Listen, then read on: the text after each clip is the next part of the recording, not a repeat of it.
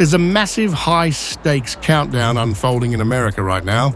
A countdown that could decide whether 42 million people eat next week or go hungry.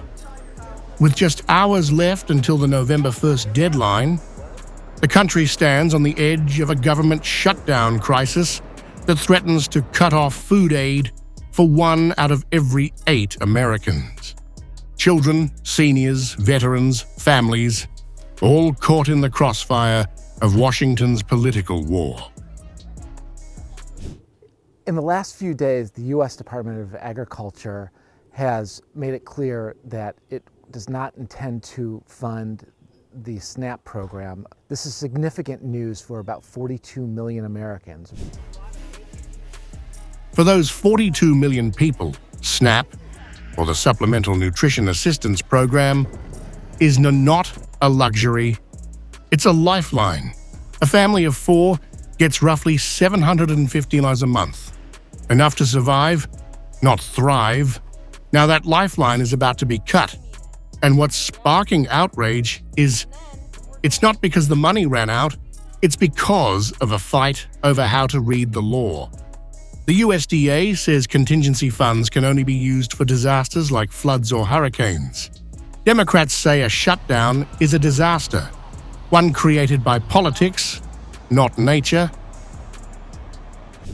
Now, they are threatening to withhold funding that the Trump administration has in a contingency fund in ways that will deprive everyday, hard-working American taxpayers of the nutritional assistance they need to put food on the table.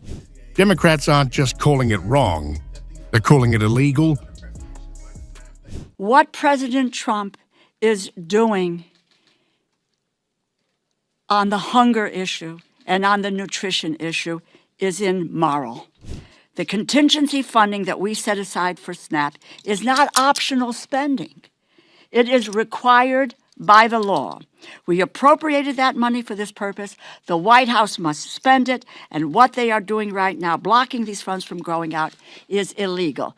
With the snap of a finger, that money can be released and get to people who need it. From Capitol Hill to state capitals, that same fury is now spilling into courtrooms. California has filed a major lawsuit against the Trump administration and the USDA, calling the move deliberate and unlawful. Trump and Rollins are cutting off benefits from more than 41 million Americans. Even though there are billions of dollars in contingency funds and other funds that could be used, they are doing this on purpose. It is deliberate. It is intentional.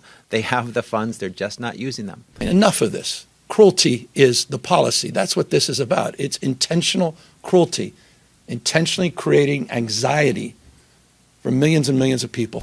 But on the other side of the aisle, the White House and Republicans say Democrats are to blame for the shutdown and that the solution is simple. Reopen the government first. If by the end of the week this isn't over, there are going to be 40 million Americans who are not going to have food assistance. And it needs to end. Democrats need to reopen the government. And so we are more than happy to sit down with the Democrats and talk about other issues, but you can't do that when the government is shut down. Across the Capitol, Senate Democrats say Republicans are doing nothing while Americans slide toward crisis. So, we're on the precipice of a historic crisis, and Republicans don't even want to talk to us about fixing it. Trump's focused on $40 billion for Argentina, $170 million in luxury jets before families lose their health care, their food, and their faith. Schumer says Democrats will now push a bill to extend SNAP benefits during the shutdown, even if it faces almost certain rejection. Bottom line, it's time for Republicans to start getting serious about ending this shutdown before families lose their health care, their food, and their faith that leaders will deliver for them.